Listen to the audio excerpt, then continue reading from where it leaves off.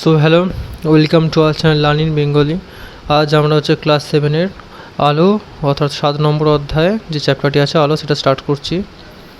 So দেখে নাও, আমরা একটা ছোটো পিপিটি তৈরি করেছি তোমাদের জন্য, সেখান থেকেই আজ তোমাদের পড়ানোটা শুরু হবে। সো প্রথমেই দেখে নাও আলো। সবার প্রথমে তোমাদের আলো চ্যাপ্টারটা জানতে গেলে তোমাদের জানতে হবে আলো জিনিসটা কী। তোমরা সকলেই জানো, সকলেই দেখতে পাও চারিদিকে সূর্য থেকে কী হয় সেটা তোমরা সবাই জানো, যে আলো দেখতে পাই। আলোর জন্যই আমরা সব কিছু দেখতে পাই। এবার যদি আলোর অনুপস্থিতি অর্থাৎ আলো যদি না থাকতো তাহলে কী হতো? তাহলে আমরা কিছু দেখতে পেতাম না, অর্থাৎ সবই অন্ধকার থাকতো। সো প্রথমে আলোর একটা সংজ্ঞা দেখে নিয়ে এবার তোমাদেরকে সেটা আমি ব্যাখ্যা করে বোঝাবো। প্রথমে আলো কী? নির্দিষ্ট উৎস থেকে নির্গত যে শক্তি বস্তুর উপর আপতিত হয়ে তাকে দৃশ্যমান করে তোলে, অর্থাৎ প্রাণীদের চোখে দর্শন অনুভূতি সৃষ্টি করে, তাকে দৃশ্যমান আলো বা সংক্ষেপে আলো বলা হয়। সো এখান থেকে তোমরা স্পষ্টই বুঝতে পারছো আলো জিনিসটা কী। তো তোমরা বলো আলোর কাজটা কি? আলোর কাজটা হচ্ছে যে কোনো বস্তুকে, যেটা বস্তু আছে সেই বস্তুর মধ্যে আলোটা আপতিত হয়, আপতিত হলে এবং সেখানে যদি প্রতিফলিত হয়, সো আমরা সেই বস্তুটাকে দেখতে পাই। যেমন মনে করো সূর্য থেকে কি আসে? আলোক রশ্মি আসে, আলো আসে। আলোটা পৃথিবীর মধ্যে এসে যে কোনো বস্তুর ওপর পড়ে সেখান থেকে আমরা সেই জিনিসটা দেখতে পাচ্ছি। সুতরাং আমরা আলোর মাধ্যমেই কোনো বস্তুকে দেখতে পাই। আলোর অনুপস্থিতিতে আমরা কিছু দেখতে পাই না। যেমন রাতের অন্ধকারে যখন পুরো সম্পূর্ণ অন্ধকার থাকে তখন কি তোমরা কিছু দেখতে পাও? কিছু দেখতে পাও না। কারণটা কি? তখন কিসের অনুপস্থিতির জন্য এটা হয়? সেটা হচ্ছে আলোর অনুপস্থিতির জন্য হয়। সো এখানে দেখে আশা করি তোমরা বুঝতে পারছো আলো জিনিসটা কী। এবার তোমাদের প্রথমে আলো চ্যাপ্টার জানতেই তোমাদের জানতে হবে কি? আলোর উৎস। আলোর উৎস অর্থাৎ কি? নামেতে উত্তর দেওয়া আছে। আলোর উৎস মানে হচ্ছে যে কোনো বস্তু যা আলো উৎপাদন করে বা অন্য উৎস থেকে পাওয়া আলো বিকিরণ করতে সক্ষম, সেই সমস্ত বস্তুগুলোকে বলে আলোক উৎস। অর্থাৎ কি বলছে? যে সমস্ত বস্তু থেকে আলো আমরা পাই, অর্থাৎ যে সমস্ত বস্তু আলো উৎপাদন করে, অর্থাৎ তৈরি করে, নিজে থেকে প্রডিউস করে, যার ফলে আমরা সেটাকে দেখতে পাই, কোনো বস্তুকে দেখতে পাই যেটার জন্য। অর্থাৎ যে বস্তু থেকে আলো উৎপন্ন হয় তাকে বলা হয় আলোক উৎস। যেমন উদাহরণস্বরূপ এখানে দেখে না মোমবাতি। মোমবাতির কী করছে? একটা আলোক উৎস কাজ করছে, কারণ নিজে আলো তৈরি করছে, সেই জন্য এটা কি একদিন আলোক উৎস হলো। যেমন সূর্যকে যদি বলে, তোমাদেরকে ধর জিজ্ঞাসা করলো সূর্য কি? সূর্য হচ্ছে কী করে? আলো তৈরি করে, তাহলে সেটা কী হবে? আলোক উৎস। এবার এখানে একটা টুইস্ট আছে। আলোর উৎস হচ্ছে দু প্রকার হয়, একটা সপ্রভ বস্তু, একটা অপ্রভ বস্তু। অর্থাৎ সপ্রভ বস্তু মানে কি? যে সমস্ত বস্তুর নিজস্ব আলো আছে তাদের বলা হয় সপ্রভ বস্তু। মানে যে বস্তুগুলো নিজেরা আলো তৈরি করে, তো নিজেরা আলো প্রডিউস করে, উৎপন্ন করে, যার ফলে আমরা আলোটাকে দেখতে পাই। কিন্তু তুমি এখানে পাশে উদাহরণ দিয়েছে, একটা হচ্ছে আলোক উৎস, দুটি আলোক উৎস, তবে দুটো ভেদ আছে। মোমবাতি যেটা আছে না, এটা হচ্ছে সপ্রভ আলোক বস্তু। কারণটা কি? এটা নিজে আলো প্রডিউস করছে, অর্থাৎ তৈরি করছে। কিন্তু পাশে যে উদাহরণস্বরূপ যেটা আছে না, কী আছে বলো? এটা সবাই চাঁদ। তাহলে তোমরা বলো চাঁদটা হচ্ছে কী প্রকার আলোক উৎস? সপ্রভ আলোক উৎস না অপ্রভ আলোক উৎস? বলো সবাই। সো সবাই যা বলেছো বুঝতে পেরেছো, ঠিকই বলবে, কারণ এখানে হচ্ছে এটা কি? চাঁদ। চাঁদ কি করে? সূর্যের আলো কি হয়? সূর্যের আলো আলোকিত হয়। কারণটা কি? চাঁদ নিজে আলো তৈরি করতে পারে না, সুতরাং সেটা কী প্রকার আলোক উৎস হবে? অপ্রভ আলোক উৎস। অর্থাৎ যে সমস্ত বস্তু নিজস্ব আলো নেয়, সপ্রভ বস্তুর দ্বারা আলোকিত হয়, তাদের বলা হয় অপ্রভ বস্তু। যেমন চাঁদ, গ্রহ, ইট প্রভৃতি। তুমি বর্তমানে চোখের যাবতীয় যা জিনিস দেখতে পাচ্ছ আশেপাশে খেয়াল করো। মোবাইল ফোন, ল্যাপটপ, কিবোর্ড বলো, বই বলো, বস্তু বলো, নিজেকে বলো, বা যে কোনো মানুষকেই দেখো, যে কোনো বস্তুকে দেখো, যে বস্তু অবশ্যই আলো উৎপন্ন করে না, সেই সমস্ত বস্তুগুলোকে বলা হয় অপ্রভ বস্তু। ঠিক আছে? কারণটা, প্রথম উদ্দেশ্যটা কি? আমাদের মাথায় এটা খেয়াল রাখতে হবে, যে বস্তু হচ্ছে আলো উৎপন্ন করে তাকে বলা হবে সপ্রভ বস্তু। আর যে বস্তু হচ্ছে অন্য কোনো আলো দ্বারা নিজে আলো, মানে অর্থাৎ কি অন্য কোনো আলো, মানে অন্য কোনো যে আলো আছে না, মানে অর্থাৎ সপ্রভ বস্তু যে উৎপন্ন যে আলো তার দ্বারা আলোকিত হয়, অর্থাৎ কী হয়? তার দ্বারা তাকে আমরা দৃশ্যমান দেখতে পাই, তাকে কি বলা হবে? অপ্রভ বস্তু। কিন্তু চাঁদের ক্ষেত্রে একটা জিনিস তোমাদের লক্ষ্য করে দেখবে, যখন চাঁদ বের হয় না, তখন তোমাদের কি মনে হয়? যে চাঁদ থেকে আলো আসছে সূর্যের মতো। সুতরাং সেখান থেকে এটা গুলিয়ে ফেলবে না মোটেও। কিন্তু আসলে কী হচ্ছে? চাঁদ সূর্যের আলো আলোকিত হয়ে নিজের বৈশিষ্ট্যের বহিঃপ্রকাশ ঘটায়, সেই জন্য আমরা মনে করি যে চাঁদেরও আলো আছে। কিন্তু বর্তমানে তোমরা জেনে গেলে, ভুল ধারণাটা চলে গেল যে চাঁদের আলো নেই। সুতরাং চাঁদ এখানে হচ্ছে অপ্রভ বস্তু। এইটা ছোটো ছোটো কনসেপ্ট, এগুলো তোমার জানতে হবে। সো নেক্সট পেজে যাওয়া যাক। সো আলোর পরেই দেখা যাচ্ছে আলোর প্রতিফলন। তোমাদের এটা খুবই ইম্পর্ট্যান্ট চ্যাপ্টার, কারণ এখান থেকে তোমরা অনেক কিছু বুঝতে পারবে। আমার সঙ্গে থাকো, আমার সঙ্গে ভিডিও কন্টিনিউ দেখে গেলে তোমরা এখান থেকে আশা করি অনেক জ্ঞানীও তোমরা অর্জন করতে পারবে, এবং তোমাদের বিজ্ঞানের দেখার দৃষ্টিভঙ্গি আমি পাল্টে দেবো। নর্মালি বেশিরভাগ যদি মুখস্থ করে বা মুখস্থ করে সেই রিডিং পড়ে মুখস্থ করে, না বিজ্ঞান ওইভাবে পড়া যায় না। বিজ্ঞান হচ্ছে নিজে অনুভব করতে হবে, অনুভব কারণ কী জন্য হচ্ছে এগুলো জানতে হবে। সো আমাদের টপিকে ফিরে আসা যাক। প্রথম হচ্ছে আলোর প্রতিফলন। পাশে দুটো ছবি দেওয়া আছে, দেখে নিতে পারো। আলোর প্রতিফলনের প্রথমে সংজ্ঞা বলি, তারপরে ব্যাখ্যা করছি। আলোর প্রতিফলন একটি নির্দিষ্ট মাধ্যমের মধ্য দিয়ে অগ্রসর হয়ে আলোক রশ্মি যদি দ্বিতীয় কোনো মাধ্যমে আপতিত হয়, তবে মাধ্যম দুটির বিভেদ তল থেকে দিক পরিবর্তন করে আপতিত আলোর রশ্মির কিছু অংশ আবার প্রথম আলোর মাধ্যমে ফিরে আসে। এই ঘটনাকে বলা হয় আলোর প্রতিফলন। সুতরাং ছবি দেখে তোমরা কি বুঝতে পারছো? তোমাদেরকে এখানে আমি একটা অপশান আছে, সেখান থেকে তোমাদের দেখানোর চেষ্টা করছি। সো এখানে একটা ছবি এঁকেছি, দেখে নিতে পারো তোমরা। এখানে ধরো আসছে, দাও 2 মিনিট। হ্যাঁ, এবার দেখো এখানে ধরো একটা নিলাম, 1 সেকেন্ড।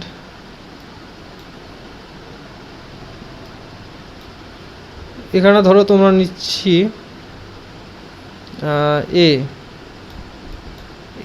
এটা বি, বেশি বড় হয়ে গেল। ধরো আলোটা আসছে, এখানে ধরো কোনো বস্তু আছে, যেখানে বস্তু এখান থেকে আলোর রশ্মি আসছে, সোজা আসলো, এসে একটা তল আছে। এই তলটাকে বলা হয়, কী বলা হয়? বিভেদ তল। তোমাদের এটা বিভেদ তল আর যে নর্মাল যে সূত্রগুলো আছে না, সেটা আমি খুব ভালোভাবে বোঝাবো। প্রথমে এটা বুঝে নাও, তারপরে সব তোমাদের ক্লিয়ার হয়ে যাবে। এটা ধরো যে কোনো স্বচ্ছ বস্তু বা কাঁচ ধরে নিতে পারো, কাঁচ MI দিয়ে দিচ্ছি, মিরর, কাঁচ ধরে নিতে পারো। সো এখানে দেখতে পাচ্ছ এটা সপ্রভ বস্তু, এটা ধরে নাও কল্পনা করা সপ্রভ বস্তু। এখান থেকে একটা আলো রশ্মি আসছে, সেটা নাম দিচ্ছি A থেকে 0 আসছে, এখান থেকে এদিকে আসছে। আর সবসময় খেয়াল রাখবে না, আলোর ক্ষেত্রে তখন ছবি আঁকতে হতো তীর চিহ্নটা খুবই ইম্পর্টেন্ট জিনিস, কারণ তীর চিহ্নের মাধ্যমে তোমাকে বোঝাতে হবে আলো কোথা থেকে কোথা যাচ্ছে, অর্থাৎ A থেকে 0 মানে ও পয়েন্টে যাচ্ছে, সেই দিকটা আমাদেরকে খুবই ইম্পর্টেন্ট, খেয়াল রাখতে হবে। সো এখানে ধরে নাও এই সপ্রভ আলো যে বস্তুটা আছে, এখান থেকে আলো রশ্মি আসছে, এসে আপতিত হচ্ছে কোথায়? এই কাঁচটাতে, অর্থাৎ A to 0 এখানে আপতিত হলো, হয়ে প্রতিফলিত হয়ে গেল, ও থেকে B পথে চলে গেল। আলো যখন তুমি খেয়াল করে দেবে, কাঁচ নেবে, ঠিক আছে, উদাহরণ দিয়ে ভালোভাবে বুঝতে পারবে। ধরো কাঁচ নিলে, কাঁচে সূর্যের একটা আলো বা নিজের ফোনের ফ্ল্যাশ লাইট বা সবথেকে ভালো হবে টর্চ, ভালো হবে টর্চ বা লেজার লাইট। ধরো লেজার লাইট নিয়ে ধরো বোঝাচ্ছি, কাঁচ নিয়ে লেজার লাইটটা সোজা কাঁচের ওপর রাখবে, দেখতে পাবে কি সোজা ঠিক এইভাবে সেমভাবে যে অ্যাঙ্গেলে তুমি এখানে ফেলবে না, ধরো এটা হচ্ছে থিটা বলে, এখানে অ্যাঙ্গেলটা কল্পনা করো না, থিটা। যে কোণে তুমি দেবে এখানে কাঁচের ওপর আপতিত করবে বা ফেলবে, সো উল্টো দিকে দেখবে ঠিক সেম অ্যাঙ্গেলে, এই যে অ্যাঙ্গেলের ঠিক সেম অ্যাঙ্গেলে অন্য জায়গায় চলে যাবে। স্পষ্ট তুমি লেজারের মাধ্যমে বা টর্চের মাধ্যমে কাঁচে এসে তুমি দেখতে পাবে। একবার এক্সপেরিমেন্ট করে দেখে নেবে, তাহলে কনসেপ্টটা আরও ভালোভাবে ক্লিয়ার হয়ে যাবে। সো আশা করি তোমরা এক্সপেরিমেন্টটা করেছো, করে তারপরে এখানটা দেখছো। সো এবার দেখে নাও, ধরো ও থেকে বি পর্যন্ত এলো, আলোটা আপতিত হলো, আপতিত হয়ে ও বি পথে চলে গেল। এটি হচ্ছে গোড়াটা আমাদের কি আলোর প্রতিফলন হলো। প্রতিফলন এটাই হয়, খেয়াল রাখতে হবে। প্রতিফলনে একটা জিনিস মানে একটা সূত্র আছে, এই সূত্র আমি পড়াবো, এখন এটা একটু খেয়াল করো যে এটার মূল ফান্ডা কি, মানে হচ্ছে এটা হচ্ছে মূল যে বলো সূত্রই বা আধার বলতে পারো। এখানে কিন্তু সবসময় খেয়াল রাখতে হবে আলোটা হচ্ছে যে মাধ্যমে আসছে সেই মাধ্যমেই ফিরে যাচ্ছে, অর্থাৎ অন্য কোনো মাধ্যম চলে যাচ্ছে না, বায়ু মাধ্যমেই ঘটনাটা পুরোপুরিভাবে ঘটছে, মানে একটা মাধ্যমেই। এটা ধরো কাঁচ আছে বা কাঁচ মাধ্যমে, এই টপিকটা তোমাদের কাঁচ মাধ্যমে আপাতত জেনে নাও, কাঁচ মাধ্যম আছে ভিতরের দিকে বা কাঁচের ভিতরে এইসব কিছু হচ্ছে না, যা হচ্ছে সেই বায়ু মাধ্যমে, বায়ু বা যে কোনো মাধ্যম তুমি বলো ওপরের মাধ্যমে, এটা সবসময় তোমাদেরকে খেয়াল রাখতে হবে। এবার তোমরা আসল জায়গায় আসো, এখানে বুঝতে পেরে যাবে পিপিটিতে। যেমন দেখো আলোর প্রতিফলন দু রকমের হয়, একটা হচ্ছে নিয়মিত প্রতিফলন, একটা হচ্ছে বিক্ষিপ্ত প্রতিফলন। আশা করি তোমরা প্রতিফলনটা বুঝতে পেরেছো, যদি বুঝতে না পারো কমেন্টে জানাবে, সব প্রতিফলন নিয়ে আরও ভালোভাবে ভিডিও আমি বানাতে পারবো। আশা করি অসুবিধা হবে না, সহজ জিনিস আছে। প্রথমে এক্সপেরিমেন্টটা না অবশ্যই বাড়িতে করবে, তাহলে আরও ক্লিয়ারভাবে তোমরা বুঝতে পারবে। ধরো উদাহরণস্বরূপ এটা নিয়ে নাও, যে কোনো বস্তু বা কাঁচই কল্পনা করো, যে দেখে তো কাঁচ মনে হচ্ছে না, কাঁচ বলে কল্পনা করো, যেটা কিন্তু সমান, ঠিক আছে, কোনো এবড়ো খেবড়ো বা উঁচু নিচু কোনো অংশ নেই। সেখানে যখন কোনো সপ্রভ বস্তু থেকে আলো আসবে, এখানে তীর চিহ্নটা খেয়াল করবে, কোথা থেকে কোথায় আসছে, ওপর থেকে নিচে আসছে, তীর চিহ্নের মাধ্যমেই কিন্তু বোঝানো হচ্ছে যে আলোটা কোথা থেকে আসছে এবং কোথায় যাচ্ছে, ঠিক আছে। সো এখানে বুঝতেই পারছো তোমরা, এই প্রান্ত থেকে এই প্রান্তে আসছে আলোটা, এসে আপতিত হয়েছে কোথায়?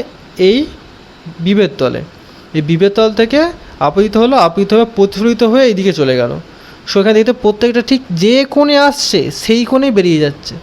তোমরা যদি খেয়াল করে দেখতে পারো, যেমন আগের ফটোটা তোমরা দেখো, যেই অ্যাঙ্গেলে আসছে, যে অ্যাঙ্গেলটা লক্ষ্য করছো যেই অ্যাঙ্গেলেই আসছে সেই অ্যাঙ্গেলেই ফিরে চলে যাচ্ছে। যখন এরকম হবে তখন তাকে কী বলা হবে? নিয়মিত প্রতিফলন। তো নিয়মিত প্রতিফলন সংজ্ঞাটা আবার দেখে নাও। সমান্তরাল আলোকরশ্মি গুচ্ছ কোনো মসৃণ সমতলে আপতিত হলে প্রতিফলিত আলো রশ্মিগুচ্ছ সমান্তরাল আলোকরশ্মি হিসাবে একটি নির্দিষ্ট দিকে চলে যায়, একে বলা হয় নিয়মিত প্রতিফলন। উদাহরণ, পুকুরে স্থির জল, আয়না প্রভৃতি থেকে নিয়মিত প্রতিফলন হয়। তোমাকে প্রথমে খেয়াল রাখতে হবে আলোর প্রতিফলনের ক্ষেত্রে যদি নিয়মিত প্রতিফলন বলে, তোমার যে বিভেদ তলটা আসছে অর্থাৎ এই অংশটা যেটার মধ্যে আলোটা এসে অন্যদিকে ফট করে চলে যাচ্ছে, এইটাকে বলা হয় বিভেদ তল। এই বিভেদ তল সবসময় মসৃণ হতে হবে এবং সমতল বা সমান হতে হবে, কোনো এবড়ে খেবড়ে অংশ থাকলে হবে না। পরীক্ষায় যদি বলে আলোর প্রতিফলন কাকে বলে বা আলোর প্রতিফলনের যদি প্রতিফলন কাকে বলে তার সঙ্গে যদি বলে নিয়মিত প্রতিফলন বা বিক্ষিপ্ত প্রতিফলন কাকে বলে, প্রথমে যেমন আমি লিখেছি দেখে না, সংজ্ঞা লিখলে, উদাহরণ দিলে, তার সঙ্গে মোস্ট ইম্পর্টেন্ট থিং যেটা হচ্ছে আলোর প্রতিফলনের ছবিটা দিয়ে দিতে হবে। এখানে তোমরা পারলে নামকরণ করে দিতে পারো, এ বি ও সি যাই হোক নামকরণ করে দিতে পারো, তবে অবশ্যই ছবিটা দেবে। বিজ্ঞানের মানে ছবি তো চাই না, স্যারকে বোঝাতে হবে, সো নাম্বারটা তোমাদের ভালোভাবে ক্যারি করতে পারবে তোমরা। আর লেখার স্টাইলটা যদি এরকম ফলো করো না, স্যার এমনিতেই ইমপ্রেস হয়ে যাবে তোমাদের কাছ থেকে। সো এবার দেখে না বিক্ষিপ্ত প্রতিফলন জিনিসটা কী। এখানে খেয়াল করে দেখো যে অভিলম্বটা আছে, অভিলম্ব বলি বিভেদ তলটা আছে, বিভেদ তলটা কি সমান? সমান তো দেখে মনে হচ্ছে না, সমান না, এবড়ো খেবড়ো। সুতরাং যদি সমান্তরাল আলোকরশ্মিগুচ্ছ আসে, হ্যাঁ এখানে একটা পয়েন্ট টু বি নোটেড, একটা ইম্পর্টেন্স বলার আছে। তোমরা বলবে স্যার এখানে আলো কেন সরলরেখায় আছে? আলো তো আঁকা বাঁকাও হতে পারে। অবভিয়াসলি তোমাদের মনে হবে অবভিয়াসলি হতে পারে কি? তোমাদের কি মনে হয় আলো আঁকা বাঁকা আলো এইভাবে কি যেতে পারে? কি মনে হয় তোমরা বলো? না, কখনই আলো যেতে পারে না। আলো সবসময় চলে সরলরেখায়, সরলরেখাটার জন্য এটা ইউজ করতে হবে। আলো সবসময় কীভাবে চলে? সরলরেখায় চলে। আলো সবসময় সরলরেখায় চলে, আঁকা বাঁকা পথে আলো চলতে পারে না। এরকম আঁকা বাঁকা পথে আলো কোনোদিন এইভাবে কখনো চলতে পারে না, তাহলে আমরা সেটা দেখতেই পাবো না। তুমি যদি উদাহরণস্বরূপ দেখো, তুমি একটা পাইপ না ধরো, কল্পনা করানোর পাইপ বাঁকা হয়ে গেল, এই সোজা পাইপের মধ্যে দিয়ে দেখো তোমরা কী দেখতে পাবে? সোজা যা সামনে যা জিনিস সব দেখতে হবে। এবার তুমি পাইপটাকে বাঁকিয়ে নাও, এসের মতো করে বাঁকিয়ে, এবার এখানে দেখো কিছু দেখতে পাবে কি? কিছু দেখতে হবে না, অন্ধকার। কারণটা কি? আলো আঁকা বাঁকা পথে যেতে পারে না, আলো সবসময় কী হয়? সরল রেখায় চলে, আলো সবসময় সরল রেখায় চলে। সুতরাং এখান থেকে তোমরা কি দেখতে পাবে না। যদি আলো যদি আলাদা আলাদা বা দিক পরিবর্তন করতো, যদি আঁকা বাঁকা হতো, তাহলে তোমরা এখান থেকে তাকাতে তখন এখানে সমস্ত কিছু দেখতে পেতে, কিন্তু দেখতে পাচ্ছ না। সেহেতু তোমরা বুঝতে পারছো যে আলো সবসময় কীভাবে চলে? সরলরেখায় চলে। একটু ক্লিয়ার হয়ে গেলে তোমাকে বলা দরকার। তোমরা ভাববে হয়তো স্যার বলছে শুধুমাত্র টাইম নষ্ট করছে, না, তোমাদের পুঁথিগত বিদ্যা হলে শুধু হবে না, তোমাদেরকে কনসেপ্টটা ক্লিয়ার রাখতে হবে। সেহেতু আমি বলে দিলাম, যেহেতু তোমরা প্রথম আলোটা পড়ছো, হায়ার স্টাডি করতে গিয়ে তোমরা অনেক কিছু পাবে। আমাদের বেলা খুব প্রবলেম হতো, যেটা তোমাদের জন্য না হয় সেই চেষ্টাই আমি করছি। সো বিক্ষিপ্ত বলতে আমার সংজ্ঞাটা দেখে নাও। সমান্তরাল আলোকরশ্মিগুচ্ছ কোনো অমসৃণ প্রতিফলক তলে আপতিত হলে প্রতিফলিত রশ্মিগুলি চারিদিকে ছড়িয়ে পড়ে। এই ধরনের প্রতিফলনকে বিক্ষিপ্ত প্রতিফলন বলা হয়। উদাহরণ, ঘরের দেয়াল, বইয়ের পাতা প্রভৃতি থেকে বিক্ষিপ্ত প্রতিফলন ঘটে। এটা তোমরা বুঝতেই পারো, যা কিছু দেখতে পাচ্ছ আয়না বাদে, কিন্তু হ্যাঁ ঘর বাড়ি তুমি আছো, তোমার দেখে জানো যে তোমার দেখে মনে হতে পারে যে ঘরের হচ্ছে যে পুরো মসৃণ আছে, দেয়াল মসৃণ আছে, সো এখানে হচ্ছে আমার নিয়মিত প্রতিফলন হবে, কিন্তু না। ভালোভাবে লক্ষ্য করে দেখতে পারবে ঘরের দেয়াল খুব বেশি মসৃণ না, যদি মসৃণ না করা হয়ে থাকে। নর্মাল বাড়ির ক্ষেত্রে মসৃণ হয় না, সুতরাং তুমি উদাহরণটা দিতে পারো। বিক্ষিপ্ত প্রতিফলনের কারণেই তোমরা হচ্ছে কোনো বস্তুকে দেখতে পাও, এটা একটু খেয়াল করে রাখবে, হ্যাঁ, পয়েন্ট টু বি নোটেড। বিক্ষিপ্ত প্রতিফলনের কারণেই তোমরা যে কোনো বস্তুকে দেখতে পাও। আমি পরে আরও ব্যাখ্যা করে দেবো, এখন তোমাদের যতটুকু বই আছে ততটুকু আমি পড়াচ্ছি। সো নেক্সট দেখে নাও কি আছে। প্রতিফলনের সূত্র, এটা আমার আগে পড়ানো উচিত ছিল, যাই হোক একই ব্যাপার, প্রবলেম নাই। আগেরটা তুমি যদি বুঝে থাকো, সো এটা তুমি বুঝতে পারবে। আলোর প্রতিফলনের সূত্র, আলোর প্রতিফলনের দুটো সূত্র আছে, এটা কিন্তু খুবই ইম্পর্টেন্ট। এই সূত্রটা তোমরা যে কোনো বা ছোটোখাটো যে ম্যাথ আছে তোমাদের সেটা করতে পারবে, বা তুমি আলোর প্রতিফলন সম্পর্কে যে কোনো কিছু তুমি ফট করে সেটা থেকে বুঝে দিতে পারবে। সো আলোর প্রতিফলনের সূত্র দেখে নাও। দুটো সূত্র আছে। প্রথম সূত্রটা কি? আপতিত রশ্মি প্রতিফলিত রশ্মি ও আপতন বিন্দুতে প্রতিফলকের ওপর অঙ্কিত অভিলম্ব একই সমতলে থাকে। অর্থাৎ দেখে নাও, এখানে আর থেকে পি এর দিকে যাচ্ছে আলো, ঠিক আছে, এটা কি বলা হচ্ছে, আলোটা যেটা আসছে আপতিত রশ্মি। আর যেটা দূরে চলে যাচ্ছে পি থেকে এম যেটা আসছে এটা কি হচ্ছে বলো তোমরা, এটা হচ্ছে প্রতিফলিত রশ্মি। ঠিক আছে, এই যে এম বিন্দুটাই কি, এটা হচ্ছে আপতন বিন্দু, ঠিক আছে। আর এটা কি প্রতিফলক বা বিভেদ তল, এটাকে বলা হচ্ছে প্রতিফলক। ধরো বিভেদ তল কখন বলা হবে, এখানে ক্ষেত্রে একটা জিনিস ইম্পর্টেন্ট বলা আছে, আগেরটা আশা করি মনে হচ্ছে একটু প্রবলেম করে ফেলেছি সংজ্ঞাটা তাহলে প্রতিফলনে। এটা বিভেদ তল ভুল কিছু না, তবে এখানে আমার বলো প্রতিফলক বলা দরকার, কারণ প্রতিফলন পড়ছি তো, তোমার তাহলে এটা প্রতিফলক বলবে, ঠিক আছে।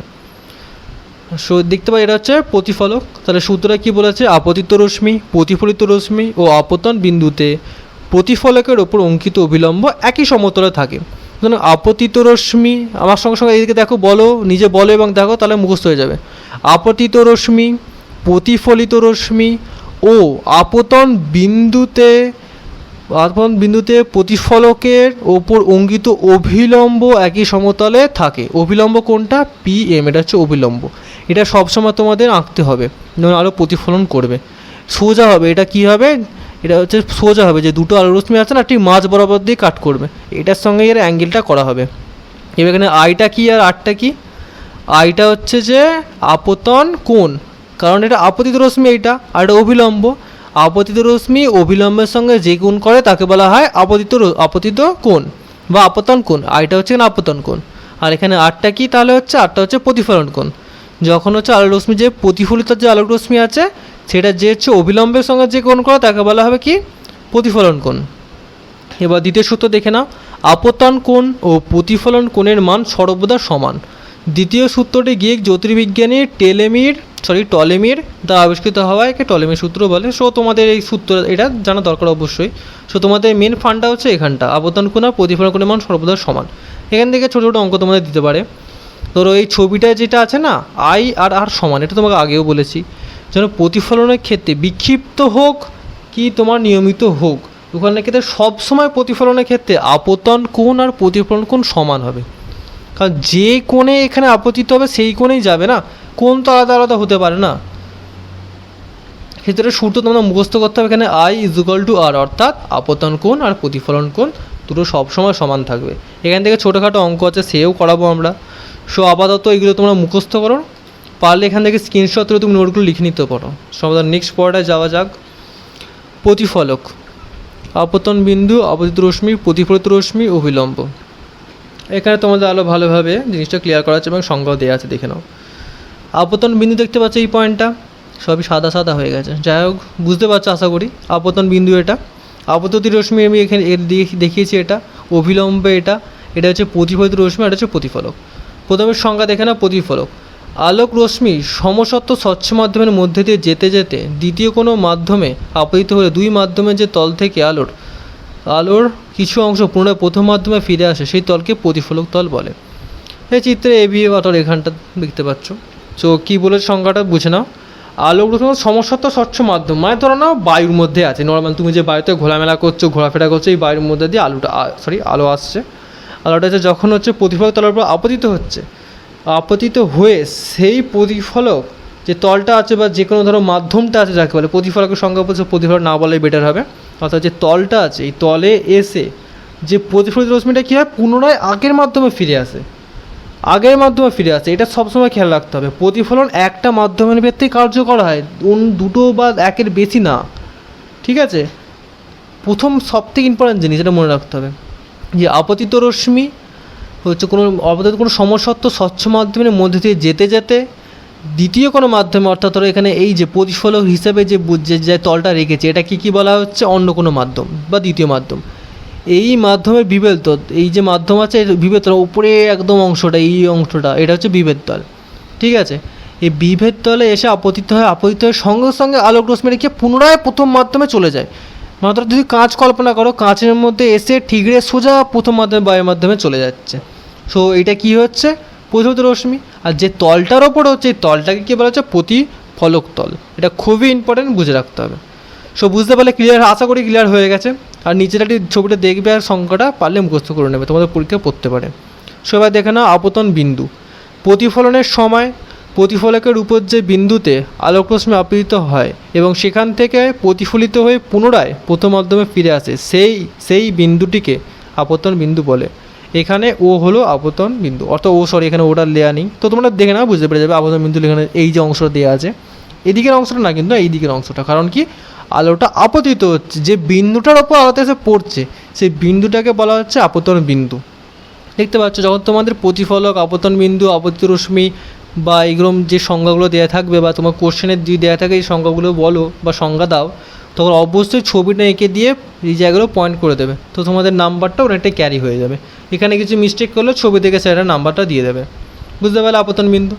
এবার দেখে নাও আপতিত রশ্মি, যে সরলরৈখিক পথে আলোকরশ্মি প্রতিফলক তলে এসে পড়ে তাকে আপতিত রশ্মি বলে। এখানে ও প্রিয় হলো আপতিত রশ্মি, অর্থাৎ আপতিত রশ্মির দিক থেকে যেটা আসছে না, এই যে তীর চিহ্ন দেওয়া আছে সাধারণ মতো, দেখতে পাচ্ছ এটা কী বলছে আপতিত রশ্মি, এটাই সংজ্ঞায় বলা আছে। অর্থাৎ কি সরলরৈখিক পথে, এটা কিন্তু খেয়াল রাখতে হবে, বক্রাকার পথে না, আঁকা বাঁকা না। প্রথমেই বলে দিয়েছি আলো সবসময় সরলরেখায় চলে, আলো কখনো আঁকা বাঁকা পথে চলতে পারে না, সেহেতু বুঝতে পারলে এটা আপতিত রশ্মি। এবার পরেরটায় যাই, প্রতিফলিত রশ্মি, যে সরলরেখা বরাবর আলোক রশ্মি দুটি মাধ্যমের বিভেদতল বা প্রতিফলক থেকে প্রথম মাধ্যমে ফিরে আসে সেটি হলো প্রতিফলিত রশ্মি। অর্থাৎ যে প্রতিফলিত রশ্মি হচ্ছে এটা, যখন আপতিত রশ্মি এলো, আপতন বিন্দুতে আসলো, এসে ফটাক করে চলে গেল, ফটাক করে বেরিয়ে গেল না, এইদিকে দেখতে পাচ্ছ তীর চিহ্ন দেওয়া আছে, এটা কী হচ্ছে প্রতিফলিত রশ্মি। এই রশ্মিটাকে কী বলা হয় প্রতিফলিত রশ্মি, কারণ প্রতিফলিত হয়ে যাচ্ছে, এসে কাছে আসছে, এসে ঠিকই চলে যাচ্ছে, এটাকে বলা হচ্ছে প্রতিফলিত রশ্মি। এবার আসো আপতন কোণ, আমি আগেরটা বোঝালাম আপতন কোণ, এই যে এখানে আই আর আর আসছে, এখানে আরটা হচ্ছে কী হচ্ছে প্রতিফলন কোণ আর আইটি কী হচ্ছে আপতন কোণ, এই দুটো সবসময় সমান হবে। এই ছবিটা হচ্ছে বেসিক, এই ছবিটা ভুললে হবে না, মনে রাখতে হবে। এখানটাকে নিয়েই অনেক ম্যাথ বলো বা যে কোনো থিওরি তোমাদেরকে পড়তে হবে, পরীক্ষা এখান থেকে কোশ্চেন আসবে। সব বুঝতে পারলে দুটো কোণ আগেই বলা হয়ে গেছে। সবাই এখানে অবিলম্বটা বললাম, এই যে দাঁড়িয়ে মতো অংশ যেটা আছে না, লম্ব উপর 90 ডিগ্রি হিসাবে আসছে প্রতিফলকের সঙ্গে, এটাই হচ্ছে অবিলম্ব, এর নাম হচ্ছে অবিলম্ব। এটা ছবিটা পুরো মুখস্থ করে রাখতে হবে, ভুললে হবে না। আপতিত রশ্মি আর প্রতিফলিত রশ্মির মাঝখানে ঠিক 90 ডিগ্রিভাবে সোজাভাবে খারাপভাবে গেছে, সেটাকে বলা হবে অবিলম্ব। সো এখানে ক্লিয়ার, তোমাদের আশা করি ক্লিয়ার হয়ে গেছে, এগুলো খুবই ইম্পর্টেন্ট না, ভালোভাবে পড়বে। সো নেক্সট টপিকে আমাদের যাওয়া যাক। নেক্সট টপিক হচ্ছে আলোর প্রতিসরণ। সংজ্ঞাটা প্রথমে দেখে নাও, ঠিক আছে। আলোকরশ্মি কোনো সমসত্ব স্বচ্ছ মাধ্যমের মধ্য দিয়ে যাওয়ার সময় অন্য কোনো সমসত্ব মাধ্যমে প্রবেশ করলে দুই মাধ্যমের বিবাদতল থেকে আলোকরশ্মির গতির অভিমুখের পরিবর্তন ঘটে, এই ঘটনাকে আলোর প্রতিসরণ বলা হয়। সো চিত্রে দেখে নাও, প্রথমে যে মিডিয়ামটা আছে মিডিয়াম 1, এটা কি হচ্ছে বায়ু, মিডিয়াম 2 অর্থাৎ দ্বিতীয় যে মাধ্যম আছে জল। এখানে কল্পনা করো না, এখানে সূর্যের রশ্মি আছে, আলোটা আসছে, আলোটা সোজা এসে কেন্দ্রীভূত হচ্ছে এস বিন্দুতে, তাহলে বলো এস বিন্দুটা কি, অবভিয়াসলি আপতন বিন্দু। সো এ থেকে এস পর্যন্ত যে আলো রশ্মি আসছে এটা হচ্ছে আপতিত আলো রশ্মি, থিটা অ্যাঙ্গেল এলো, এটা হচ্ছে নর্মাল মানে অভিলম্ব। এটা ইংরাজি থেকে ভয় পেও না, ইংরাজি তোমাদের জানতে হবে, বিজ্ঞান পড়ছো মানে ইংরাজির সঙ্গে তোমাদেরকে সম্পর্ক থাকতে হবে, ভবিষ্যতে তোমাদের বিজ্ঞানের সব ইংরাজিতেই থাকবে। সো আমি আশা করছি তোমাদের একটু একটু করে ইংরাজি শেখানোর মাধ্যমটা তৈরি করে দিই, এর মাধ্যমে অভ্যাসটাও করিয়ে দিই। সো এবার আমাদের টপিকে আসা যাক। এস হচ্ছে আপতিত রশ্মি, আপতিত রশ্মিটা এস এর সোজা প্রতিফলিত হয়ে যাচ্ছে কোথায়, এসবির দিকে। কিন্তু এখানে একটা ফান্ডা তোমাদের আছে, খেয়াল করে তোমাদেরকে বলতে হবে, কেমন বলতে পারো দেখি। এখানে থিটা 1টা কি, এই যে অ্যাঙ্গেলটা কি হচ্ছে নর্মাল থেকে এস আর এর মাঝখানে যে কোণটা হচ্ছে এটা কি থিটা 1 নাম দিচ্ছে, এটা কী হচ্ছে, এটা হচ্ছে আপতন কোণ। তাহলে এখানে যে নর্মাল বা অভিলম্ব থেকে বি পর্যন্ত যে কোণটা আছে এটা কী হচ্ছে প্রতিফলন কোণ।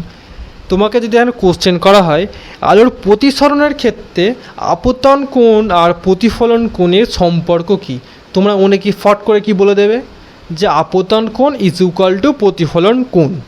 কারণ তুমি যদি ওখানে যদি বলি হ্যাঁ স্যার তো আপনি বলেছিলেন এখানে সূত্র করিয়েছেন প্রতিফলনের সূত্র কি যে আপতন কোণ আর প্রতিফলন কোণ এমন সর্বদা সমান থাকবে, তাহলে স্যার এটা তাও এরকমই হবে না, এখানে এরকম হবে না। কারণটা কি, এটা হচ্ছে তোমরা প্রতিফলন পড়ছো না প্রতিসরণ পড়ছো। প্রতিসরণের ক্ষেত্রে খুবই important note, point to be noted, যে প্রতিফলনের ক্ষেত্রে আপতিত রশ্মি আর প্রতিফলিত যে রশ্মি আছে যে দুটো কোণ উৎপন্ন করে সর্বদা সমান হবে পরস্পর, অর্থাৎ আপতন কোণ ইজ ইকুয়াল টু প্রতিফলন কোণ। কিন্তু প্রতিসরণের ক্ষেত্রে এটা কখনোই কাজ করবে না যতক্ষণ আবার দুটো মাধ্যম এক হয়। যদি দুটো মাধ্যম আলাদা হয়, ভিন্ন হয়, সেখানে কখনোই প্রতিফলিত রশ্মি আপতিত রশ্মি প্রতিফলিত রশ্মি কোণ কখনো সমান হবে না। অর্থাৎ আপতন কোণ অর্থাৎ θ1 নট ইজ ইকুয়াল টু θ2, অর্থাৎ কখন সমান হবে না, এটা খেয়াল রাখতে হবে। শর্ট কোশ্চেনে যদি টিক মারা দেয়, সেখানে যদি বলে আলোর প্রতিসরণের ক্ষেত্রে আপতন কোণ ইজ ইকুয়াল টু প্রতিসরণ কোণ, বলো সঠিক না ভুল, যেন ভুল না করো। এখান থেকে প্রত্যেকটা ছাঁকা ছাঁকা নাম্বার তোমাদের পেতে হবে, আমি ভালোভাবে পড়াচ্ছি। সো এখানে তোমাদের ভাবনাটা ক্লিয়ার হলো। এটা কখন আসছে, ওপরে বায়ু নিচে জল, বলো বায়ু আর জলের মধ্যে সবথেকে ঘনত্ব কোন কার বেশি? অবভিয়াসলি জলের ঘনত্ব বেশি। সো প্রথমে এখানে দেখে না লঘু মাধ্যম থেকে ঘন মাধ্যমে আলো রশ্মি প্রতিসরণের ক্ষেত্রে আলো যখন লঘু মাধ্যম থেকে ঘন মাধ্যমে যায় তখন কি দেখতে পাচ্ছ, এখানে ছবি দেখেই বলো আলোর যার কথা ছিল এই পথে যাওয়ার কথা ছিল, কিন্তু গেল না। গেল কোথায়? অবিলম্বের কাছে একটু সরে গেল। কাছে সরে যাওয়ার কারণটা কি? আলো হচ্ছে লঘু মাধ্যম থেকে ঘন মাধ্যমে যাচ্ছে। আলোর এটা সবসময় মনে রাখবে, লঘু মাধ্যম থেকে ঘন মাধ্যমে যাওয়ার সময় আলো সর্বদা অবিলম্বের দিকে সরে আসবে। এটা হয়, এটা ফ্যাক্ট। এটার পিছনে অনেক থিওরি আছে বা অনেক কিছু আছে, সেটা তোমরা হায়ার স্টাডিজ করতে গিয়ে তোমরা পাবে। এখন আপাতত তোমাদের এটা জানারই দরকার, বেশি ডিটেলসে বলে তোমাদের মাথার উপর দিয়ে যাবে। সো এখানে বুঝতে পারছি, এটা সবসময় মনে রাখবে যে লঘু মাধ্যম থেকে ঘন মাধ্যমে যাওয়ার সময় আলোর রশ্মি সর্বদা অবিলম্বের দিকে সরে যায়। এই যে নর্মাল বা লাল রঙের যেটা আছে এটা হচ্ছে অবিলম্বের দিকে সরে এসছে। সো দ্বিতীয় ক্ষেত্রে দেখতে পাচ্ছ ঘন মাধ্যম থেকে লঘু মাধ্যমের প্রতিসরণ। ওপরটা দেখতে পাও, এখানে তীর চিহ্নটা অন্য দেওয়া আছে। সো এখানে দেখো ওয়াটার মিডিয়াম আর হচ্ছে গ্লাস মিডিয়াম। যখন এখানে ধরো তীর চিহ্ন ধরো উল্টে দাও, তীর চিহ্নটা উল্টো দেওয়া আছে, ঠিক আছে। যখন ধরো বি থেকে ও বিন্দুতে যখন আলো রশ্মি আসছে, এটা হচ্ছে কি ঘন মাধ্যম, আর জলটা কি হচ্ছে লঘু মাধ্যম। এটা ধরো কাঁচ ধরো, আর এটা কি হচ্ছে জল। জলের থেকে অবভিয়াসলি কাঁচের ঘনত্ব বেশি, তাহলে ঘন মাধ্যম থেকে যখন লঘু মাধ্যমে যাবে আলো রশ্মি কোথায় পরিবর্তন, আলোটা যার কথা ছিল বিয়ের যার কথা ছিল এইদিকে, এই বরাবর যার কথা ছিল, কিন্তু যায়নি, গেছে এইদিকে। কারণটা কি? আলো যখন সবসময় মনে রাখবে, আলো যখন ঘন মাধ্যম থেকে লঘু মাধ্যমে যাবে তখন অবিলম্ব থেকে দূরে সরে যাবে। এই একটা জিনিস বলার আছে এখানে, একটু ছবিটা একটু মিস্টেক আছে, একটু না অনেকটাই মিস্টেক আছে। যেটা হচ্ছে তীর চিহ্নটা একটু উল্টো দিকে দেওয়া আছে, ঠিক আছে। তোমার ওটা খেয়াল করে নেবে, এখানে এডিট করা যাচ্ছে না, সো এডিট করতে পারছি না। তো বিও যেটা আছে তীর চিহ্নটা উল্টো দিকে হবে, উল্টো দিকে, ঠিক আছে। ছবিটা একটু প্রবলেম আছে। এটা হচ্ছে ঘন মাধ্যম তো লঘু মাধ্যম যাওয়ার সময় আলো প্রতিসরণ। সো এটা তোমরা বুঝতে পারলে। এবার সরি পরে চলে গেল। এবার এটা আমি খুব ভালোভাবে একটা ভিডিওর মাধ্যমে ব্যাখ্যা করেছি, সেটা তোমরা দেখে নাও। আলো যখন হচ্ছে দুই সহ্য সমান মাধ্যমের মধ্যে দিয়ে পাস করে তখন তার গতিপথের কোনো বিক্ষেপ ঘটে না, সো সোজা চলে যাচ্ছে, দেখতে পাচ্ছ। এবার দ্বিতীয় ক্ষেত্রে দেখো, যখন উপরের মাধ্যমটা হচ্ছে বায়ু আর নিচের মাধ্যমটা হচ্ছে জল, তখন আলো হচ্ছে অবিলম্বের দিকে সরে আসছে। অর্থাৎ লঘু থেকে যখন ঘন মাধ্যমে যায় আলো তখন অবিলম্বের দিকে সরে আসে। সো এখান থেকে তোমরা এটা বুঝতে পারছো। এবার তৃতীয় ক্ষেত্রে দেখো, যখন হচ্ছে উপরের মাধ্যম হচ্ছে কাঁচ আর নিচের মাধ্যম হচ্ছে জল, তখন কি হচ্ছে আলো অবিলম্ব থেকে দূরে সরে যাচ্ছে, আর হালকা পরিমাণ যে আলো রশ্মিটা আছে সেটা হচ্ছে কাঁচ মাধ্যমে ফিরে যাচ্ছে। এটা এখন আপাতত নেগলেক্ট করো। সো এখান থেকে বুঝতে পারছো আলো পজিশনটা কি। সো আজ আমরা তোমাদের ক্লাস 7-এর অধ্যায় 7 আলো বলে যে চ্যাপ্টার আছে এর পার্ট 1টা এখানে পর্যন্ত সমাপ্ত করলাম। সো পার্ট 2-এতে দেখা হবে আমাদের আবার। সো একটা কথা বলে রাখি যে যদি আমাদের ভিডিওগুলি তোমাদের খুবই ভালো লেগে থাকে এবং উপযুক্ত বলে মনে হয়, তাহলে তোমরা এটা লাইক, সাবস্ক্রাইব এবং বন্ধুদের সঙ্গে শেয়ার করবে অবশ্যই, যাতে আমাদের ভিডিও তোমাদের মধ্যে আবারও চলে আসে এবং তোমাদেরকে ইন্সপায়ার করতে পারি এবং নিজেও ইন্সপায়ার হতে পারি। সো আজ এখানে পর্যন্তই ইতি রইল।